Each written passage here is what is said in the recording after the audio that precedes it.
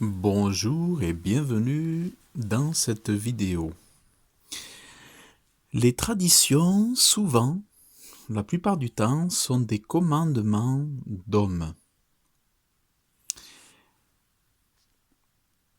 Dans la Bible, il dit « Ce peuple m'honore des lèvres, mais leur cœur est fort éloigné de moi, mais ils m'honorent en vain, enseignant comme doctrine des commandements d'hommes. » Alors, la question, c'est pas de dire que toutes les traditions sont mauvaises, loin de là, il y a de très très bonnes traditions. Mais lorsqu'une tradition vient faire en sorte que l'enfant de Dieu, ou l'homme en soi,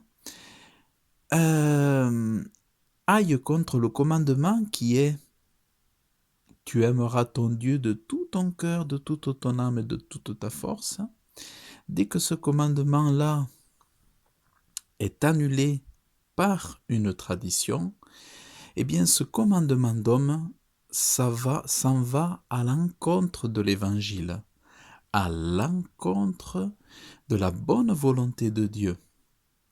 Et de ce fait, en observant des commandements d'homme, on déplaît à Dieu et ça va plus loin.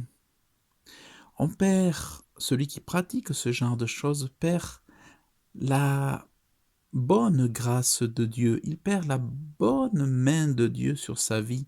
Il peut s'attirer très certainement, la plupart du cas et souvent, la malédiction.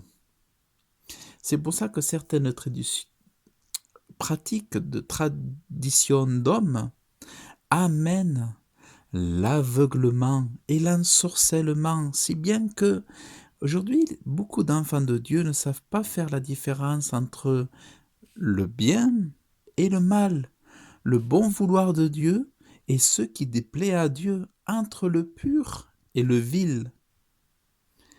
Mais Dieu, comme il dit, ce peuple m'honore des lèvres, mais leur cœur est fort éloigné de moi, car ils m'honorent en vain, enseignant comme doctrine des commandements d'hommes. Et là, en fait, il dit ça parce Dieu dénonce les traditions qui annulent l'amour profond de Dieu. Ce temps de confinement devrait faire comprendre à l'Église pourquoi les portes de l'Église ont fermé. Pourquoi elle n'a pas cette puissance pour rester implantée et se revendiquer comme étant indispensable à la guérison des âmes, au salut des hommes et au salut de, de la terre par le bon évangile et par le Sauveur, qui est le chef de son Église. Il est dit, Jésus dit, pourquoi... Alors il y a les scribes et les pharisiens qui viennent dire à Jésus, pourquoi tes disciples transgressent-ils la tradition des anciens? Car ils ne se lavent pas leurs mains, car ils mangent du pain quand ils mangent du pain. Mais Jésus leur répondit et dit, et vous, pourquoi transgressez-vous le commandement de Dieu à cause de votre tradition? Donc en fait, les traditions, qu'est-ce qu'elles font souvent? Elles s'opposent à la bonne parole, à l'enseignement de Dieu, à l'enseignement de Jésus-Christ. Les traditions, alors je dis bien sûr pas toutes, il y a des traditions qui peuvent être très bonnes dans certains pays, à certains moments, ça peut amener du repos, ça peut amener des unions, ça peut amener de l'amitié, de l'amour, un certain confort. Mais quand les traditions viennent s'opposer à la parole de Dieu, et quand ces traditions viennent attrister Dieu, quand elles viennent déshonorer Dieu, quand elles viennent mépriser Dieu, eh bien ces traditions sont mauvaises, surtout pour un enfant de Dieu. Car autant quand nous étions dans le monde, les chrétiens pouvaient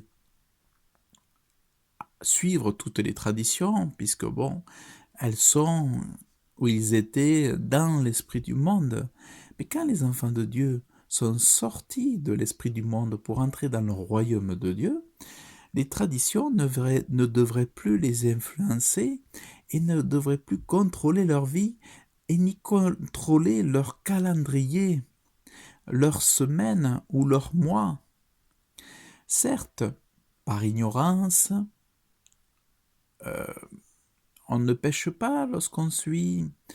Parfois, parce qu'on l'a dans le cœur, une date, un jour plus qu'une autre, on estime un jour plus qu'un autre, c'est tout à fait possible pour celui enfin, je veux dire, c'est pas forcément tant un mal pour celui qui n'est pas bien enseigné dans la parole, ou qui n'est pas forcément, voilà, il y a toujours le bénéfice du doute, enfin le bénéfice de celui qui n'a pas la connaissance peut toujours, bon, suivre encore certaines traditions parce qu'il n'a pas été enseigné. Mais quand vous voyez qu'il y a des traditions qui sont complètement euh, désapprouvées par Dieu et qu'elles font perdre de la force, de la puissance, de la gloire, de la bénédiction à l'Église, eh bien ces traditions-là doivent être abandonnées. Abandonnées, abandonnées. Mais ce qui se passe malheureusement, ce qui s'est passé ces dernières années, c'est qu'au contraire, les traditions ont pris de plus en plus de poids dans les assemblées, dans les églises. Et c'est pour ça que l'Église du Seigneur Jésus-Christ manque de force et qu'elle participe aussi souvent aux malédictions des peuples. Et qu'on voit qu'elle est comme rejetée par Dieu parce qu'elle suit l'esprit du monde. Quand le monde dit bonne Pâques, joyeuse Pâques, l'Église dit joyeuse Pâques. Quand le monde dit joyeux Noël, aujourd'hui l'Église dit joyeux Noël. Et on dit même joyeux Noël, c'est joyeux Jésus. On fait croire que Noël, c'est Jésus dans les églises. C'est complètement absurde. Et ça déshonore Dieu.